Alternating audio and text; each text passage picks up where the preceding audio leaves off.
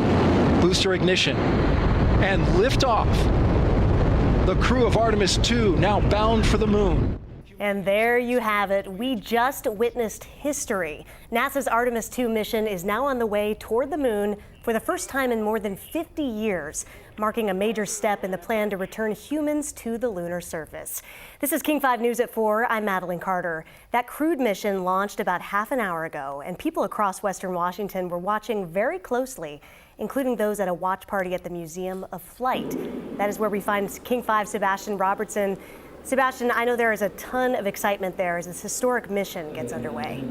Yeah, this wasn't just one watch party. It was one of the few NASA-approved watch parties, NASA-endorsed watch parties, so it was pretty cool to see it up the energy like this. A lot of older people that maybe had memories or were very young kids when that last man's flight went towards the moon in 1972 and ultimately touched down on the moon. I want to bring in Ted Hutter.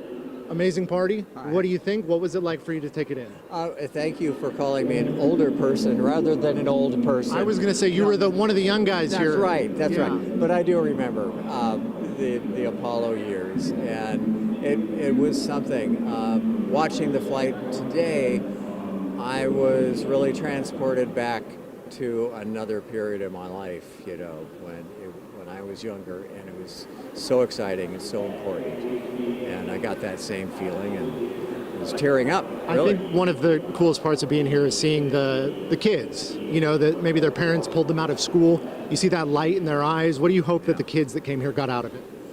I hope that they see a future in all of this. You know, it's something that is beyond comprehension in some ways when you're really little. How can this happen? But for them, they can see it as a way that this really is the time that we're leaving planet Earth, maybe going to other planets, and some of that sci-fi that they've grown up with will come true.